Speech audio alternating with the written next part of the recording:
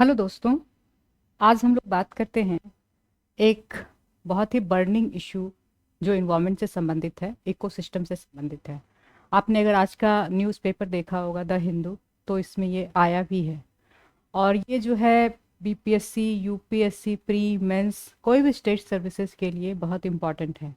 क्योंकि आपको पता है कि अभी जो है इको सिस्टम और इकोलॉजिकल जो डिग्रेडेशन हो रहा है, ये सरकार का मुख्य इशू है। पूरे वर्ल्ड का इस पे कंसर्न है कि किस प्रकार इसको ठीक किया जाए, ताकि जो आने वाला भविष्य है, सस्टेनेबल जो डेवलपमेंट की बात करते हैं, उसको अचीव किया जाए। तो हम लोग देखते हैं Banni grassland and its concern. Banni grassland जो है आपका, उससे पहले हम लोग जान लेते हैं कि ग्रासलैंड क्या होता है। देखिए, ग्रासलैंड जो होता है, आपने पढ़ा होगा विभिन्न प्रकार का ग्रासलैंड है। ये मुख्य रूप से जो है एरिड और सेमी एरिड कंडीशन में ही ये पैदा होता है। ऐसा क्यों है? क्योंकि इनको कम वर्षा चाहिए होती है, तो इसके कारण जो है ग्रासलैंड जो है वहाँ ज़्यादा होता है। जो इस कंडीशन में भारी मतलब अधिकांश जो है ना आपका पाया जाए। जैसे आप देखेंगे सवाना ग्रासलैंड पढ़ा होगा, प्रेरी पढ़ा होगा, और उसके बाद पैम्पास पढ़ा होगा। तो वर्ल्ड के ढेर सारे ग्रासलैंड हैं जिसका आपने इकोसिस्टम पढ़ा होगा। तो ये देखिएगा कि पूरे वर्ल्ड में जो ग्रासलैंड है, ये महत्वपूर्ण इकोसिस्टम का काम करता है। तो अगर हम भारत के संदर्भ में देखें, तो भारत में जो ग्रासलैंड है, ये हम लोग जो बात कर रहे हैं, ये मुख्य रूप से गुजरात के कच्छ में स्थित बन्नी ग्रासलैंड की बात कर रहे हैं। और इससे संबंधित क्या कंसर्न हुआ है अभी ये देखते हैं। तो देखिए, पूरे इंडिया का जो टोटल हमारा जो क्षेत्रफल है 32.8 लाख स्क्वायर किलोमीटर। हाँ, इसमें जो है आप देखेंगे कि 8 लाख स्क्वायर किलोमीटर जो है आपका ये ग्रासलैंड का है। लगभग 24% जो है हमारे यहाँ जो टोटल हमारा जो कहते हैं वेजिटेशन का जो कंसंट्रेशन है, उसका 24% जो है ग्रासलैंड का है। और यहाँ पे अगर आप देखेंगे कि कच्छ एरिया में जो बन्नी ग्रासलैंड की हम बात कर रहे हैं, ये लगभग 38,000 स्क्वायर फीट में, ये स्क्वायर किलोमीटर में ये फैला हुआ था। और ये अब घट के हो गया 26,000 स्क्वायर। तो आप ये सोचिए कि ये जो है बहुत तेजी से जो है ये मतलब घट रहा है। तो ये कहीं ना कहीं इन्वायरमेंट के लिए बहुत कंसर्न का विषय है। क्योंकि आपको पता है इकोसिस्टम क्या करता है। इकोसिस्टम जो होता है, किसी भी जो स्थान है, सबका अपना अपना इकोसिस्टम होता है। वहाँ पे जो वहाँ के जीवित प्राणी हैं, मीन्स जो लाइव हैं, और जो फिजिकल इन्वायरमेंट है उसके साथ कैसे इंटरेक्शन करते हैं, यही हम लोग जानते हैं कि इकोसिस्टम है। और सारे जगह का एक अलग नीचे होता है, जिसके कारण वहाँ पे जो है एक अलग टाइप का सिस्टम डेवलप होता है, और वहाँ पे बायोडाइवर्सिटी डेवलप होती है। और जिसके कारण वहाँ पे सस्टेन करता है, वहाँ का लिवलीहुड उस पर डिपेंड होता है, वहाँ के सोशियो इकोनॉमिक डेवलपमेंट उस पर होता है, वहाँ के जितने जीव जंतु होते हैं वो होता है। तो ये जो कंसर्न का एरिया है आपका, यहाँ पे आप देखेंगे कि माइग्रेटेड जो पक्षी हैं, वो भी यहाँ पे आपका आते हैं यहाँ पे, है ना, कच्छ में। तो पहले हम देख लेते हैं कि ये जो है कहाँ पे स्थित है। बन्नी ग्रासलैंड जो है, ये आप देख लीजिए कि ये जो है आपका, ये कच्छ का एरिया है। ये देखिए, ये ऊपर वाला गुजरात का ऊपर वाला पार्ट का देखिए, यहाँ पे ये पूरा कच्छ कहलाता है। ठीक है, इसको मैप में देखिए, मैप से भी क्वेश्चन पूछा जा सकता है। और जब हमसे क्वेश्चन पूछा जाता है तो हमको लगता है कि ये कहाँ से पूछ दिया। ये कहीं ना कहीं करंट से जुड़ा रहता है आपका मैप। देखिए, और ये जो है आपका यहाँ पे गुजरात का ऊपर वाला जो पोर्शन है, पूरा कच्छ का एरिया है।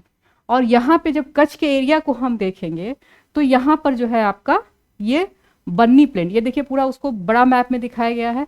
तो ये कच्छ मेन लैंड हो गया। और ऊपर जो आप देखेंगे, ये जो पार्ट है आपका कौन सा है, बन्नी प्लेन का, जहाँ पे कि बन्नी ग्रासलैंड पाई जाती है। उसके ऊपर में देखेंगे ग्रेट रन ऑफ कच्छ है, नीचे में बन्नी है, और कच्छ मेन लैंड है, और कोस्टल मेन लैंड प्लेन है, एलुवियल प्लेन है। तो ये आप देखेंगे, इसका आपको लोकेशन देख लीजिएगा एक बार, ये बहुत इंपॉर्टेंट है आपका, तो इसको भी आप देख लीजिएगा।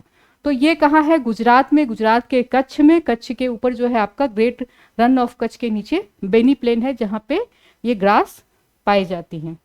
अब देखते हैं कि यहाँ पे है आपका डिस्ट्रिक्ट ऑफ गुजरात, इंडिया।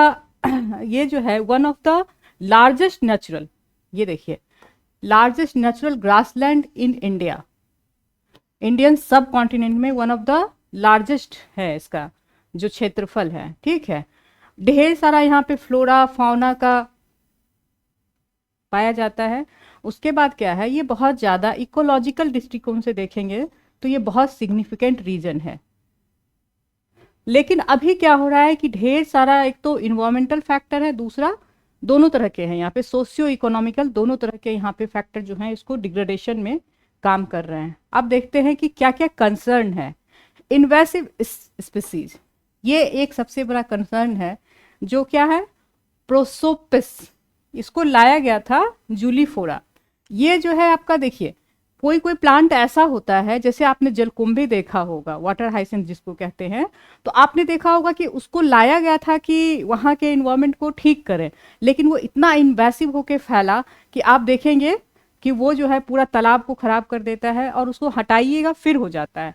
तो कुछ ऐसे प्लांट होते हैं जो इस तरह के काम करते। तो देखेंगे ये जो जूलीफोरा है, इसमें नेटिव जो वहाँ के जो वेजिटेशन थे, जो वहाँ का लोकल था, उसको खत्म कर दिया है, और उस पर जो संबंधित बायोडाइवर्सिटी मतलब जीव जंतु रहते थे, धीरे धीरे उनको भी ये नष्ट कर दिया है। फिर दूसरा कारण क्या है कंसर्न, यहाँ पे ओवर ग्रेजिंग है। मीन्स कि वहाँ पे देखेंगे कि ज़्यादातर आप देखेंगे जो इस तरह के एरिया होते हैं वहाँ पे ज़्यादातर पशुपालन किया जाता है, तो वो उनके कारण जो है यहाँ पे ग्रासलैंड का जो है डिग्रेडेशन हो रहा है। तीसरा कारण क्या हो रहा है, क्लाइमेट चेंज। क्लाइमेट चेंज क्या हो रहा है, आप देख रहे होंगे कि अभी जो है हमारा जो इन्वायरमेंट है ये क्लाइमेट चेंज के इफेक्ट से गुजर रहा है। ऐसा क्यों? क्योंकि बारिश जहाँ पे नहीं होती है वहाँ पे बहुत ज़्यादा बारिश होने लगी, जहाँ पे होती थी वहाँ कम होने, तो एक पैटर्न में गड़बड़ी हो गई है। तो ग्रासलैंड क्या है, कम वर्षा वाला क्षेत्र, और यहाँ पे अधिक वर्षा होने के कारण और टेम्परेचर बढ़ने के कारण जो है इकोसिस्टम पे बहुत ज़्यादा स्ट्रेस पड़ा है। फिर वाटर स्कार्सिटी भी वहाँ पे देखी जा रही है, दो तरह से है। एक तो देखिए कि क्या हो रहा है कि हमने जो है जो लैंड को बना दिया है वो बिल्कुल कंक्रीट बना दिया, तो इससे क्या हो रहा है, जो वाटर जाना चाहिए रिस्क के नीचे, ग्राउंड वाटर अवेलेबिलिटी वो खत्म हो गई। दूसरा क्या है, वाटर पॉल्यूशन की समस्या, तो जिसके कारण जो है सैलिनिटी यहाँ पर जो है बहुत ज़्यादा बढ़ गई है, और ये बहुत ज़्यादा क्रिटिकल इशू है। फिर लैंड यूज पैटर्न, अब क्या हो रहा है कि जो मैन मेड जैसे घर है, जैसे बड़े बड़े मॉल खोले जा रहे हैं, जैसे रोड्स बनाए जा रहे हैं, इससे क्या हो रहा है, वहाँ पे जो एक नेचुरल इन्वायरमेंट था वो धीरे धीरे खत्म हो रहा है। तब ये देखिए कि ये जो हमने बताया था कि इन्वेसिव स्पीसीज था, इसको लाया गया था प्रिवेंट करने के लिए, जो वहाँ पे डेजर्टिफिकेशन की समस्या, मतलब डेजर्ट जो है धीरे धीरे जब अपने आप को फैलता है वो, तो उसको डेजर्टिफिकेशन कहते हैं। मतलब एरिया में जैसे यहाँ पे डेजर्ट है, धीरे धीरे क्या होता है, ये फैलता है। तो इसको क्या किया गया था, इसको प्रिवेंट, इसको रोकने के लिए लाया गया था। लेकिन क्या किया, ये native grasses and reduce biodiversity, लेकिन इसने क्या किया, जो वहाँ का जो लोकल ग्रासलैंड था उसी को खत्म किया, और जो वहाँ पे बायोडाइवर्सिटी थी वो खत्म हो गया, और इसके कारण जो है कम्युनिटीज पर जो है इसका बहुत ज़्यादा प्रभाव पड़ा है। फिर दूसरा मैंने बताया ओवर ग्रेजिंग और वाटर स्कार्सिटी, ये आपको पता है कि प्रोडक्टिविटी धीरे धीरे जो है खत्म हो गई है ग्रासलैंड की, और जो है जीव जंतु वहाँ पे ज़्यादा बढ़ गए हैं, और इसके कारण जो है ये ग्रासलैंड पे बहुत ज़्यादा प्रेशर पड़ने लगा है। फिर वाटर स्कार्सिटी तो बहुत बड़ी समस्या है, जो ग्राउंड वाटर है वो खत्म होते रहा है, और धीरे धीरे क्या है कि डिप्लेशन के कारण जो है वहाँ पे सैलिनिटी की समस्या, मतलब क्षारीयता की समस्या, सॉइल जो है धीरे धीरे वहाँ पे सलाइन हो रहा है, ये एक समस्या है आपका। फिर क्लाइमेट चेंज देखेंगे, इरेगुलर, अब यही हो गया, आप देखेंगे कभी आप रीड करेंगे तो बहुत इरेगुलर पैटर्न ऑफ रैनफॉल हो गया है, और इसके क्या कारण, दूसरा चीज है टेम्परेचर बढ़ रहा है। फिर ये जो है ग्रासलैंड और इकोसिस्टम को प्रभावित कर रहा है। फिर लैंड यूज पैटर्न जो है आपका, यहाँ पे बहुत सारा डेवलपमेंटल प्रोजेक्ट चल रहा है, उसके बाद हैबिटाट को खत्म कर रहा है, और बायोडाइवर्सिटी पर वहाँ पे जो है लॉस हो रहा है। सोशियो इकोनॉमिक चेंज, देखिए ये जो है जो ग्रासलैंड है वहाँ पे बहुत सारे, वहाँ पे सोशियो इकोनॉमिक लोग जो रहते हैं, मेनली जो पेस्टरल है वहाँ पे, तो ये क्या कर रहा है कि ये रिसोर्स तक एक्सेस नहीं हो पा रहा है, उसके बाद इंफ्रास्ट्रक्चर वहाँ पे बहुत ज़्यादा डेवलप नहीं हो पाया है, और वहाँ के लोग जो उस पर डिपेंड है उनके लिए कोई अल्टरनेटिव रिसोर्स नहीं है, मतलब सोर्सेज नहीं है लिवलीहुड का, वो पूरी तरह से वहाँ पे डिपेंड है, ट्रेडिशनली वो डिपेंड है। तो इसके कारण क्या हो रहा है, कहीं ना कहीं जो है वहाँ के लोगों पर भी ये समस्या देखने को मिल रही है। लाइफ स्टाइल और इकोनॉमिक जो स्टेबिलिटी है वो उनका बहुत ज़्यादा प्रभावित हो रहा है इसके कारण। तब देखिए आप क्या कर सकते हैं, कंजर्वेशन। तो आपको हर जगह आप देखेंगे कि इस तरह की समस्या अगर हो रही है इकोसिस्टम की, तो वहाँ लोकल लेवल पे जो अगर हमने क्या किया, ये दो चार चीज़ें जो है हर जगह आपके आंसर में काम आता है कि अगर हमने कम्युनिटी बेस्ड कंजर्वेशन, ऐसा होता है कि वहाँ के लोग वहाँ के इकोसिस्टम से बहुत अच्छे से परिचित होते हैं, उनको ये पता होता है कि वहाँ का जो ग्रासलैंड है वो किस तरह से वर्क कर रहा है, यहाँ पे स्पीसीज किस तरह के हैं। तो अगर हमने प्लानिंग की वहाँ के लिए कंजर्वेशन के लिए, तो वहाँ के लोगों को जो है हम उसको शामिल करें, और सस्टेनेबल ग्रासलैंड तभी सस्टेनेबल हो पाएगा, उसका मैनेजमेंट का शुरू करें। इसके बाद ये जो आपका जो जीव है, मतलब प्रोसोपिस जूलीफोरा जो है, इसको मैनेजमेंट ज़रूरी है, क्योंकि ये बहुत इराडिकेट कर दिया है, वहाँ के जो तेज़ी से फैल गया है और वहाँ के सिस्टम को ख़राब कर दिया है। तो इसको ख़त्म करने के लिए प्लान होना चाहिए, फिर वाटर कंजर्वेशन कराना चाहिए, फिर अल्टरनेटिव सोर्स ऑफ वाटर का कोई ना कोई वहाँ उपाय देखना चाहिए, फिर पॉलिसी इंटरवेंशन से क्या होगा, जो ग्रेजिंग पैटर्न है या फिर जो वहाँ पे जो निर्माण कार्य हो रहे हैं, कंस्ट्रक्शन वर्क हो रहे हैं, उसको ठीक किया जा सकता है। तो इकोसिस्टम जो है हमारा कहीं का भी हो, ये बहुत इम्पॉर्टेंट होता है, और ख़ास करके जब देखेंगे कि इस तरह के एरिया में जहाँ पे कि बहुत सारा बायोडाइवर्सिटी पाई जाती है, तो इनका जो है बहुत ज़्यादा इकोलॉजिकल सिग्निफिकेंस होता है, क्योंकि सिर्फ उससे वहाँ के वनस्पति या उनके जो जीव जंतु पर असर नहीं पड़ता, ओवरऑल जो है पूरे इकोसिस्टम को ख़त्म करता है, और वहाँ पे जो डिपेंड हैं लोग, उन पर भी ये बहुत प्रभावित करता है। तब ये क्या है, आपका बन्नी ग्रासलैंड को बचाने के लिए जो है इस तरह का इनिशिएटिव ज़रूरी है कि लोगों को जोड़े और समझे वहाँ के इकोसिस्टम को।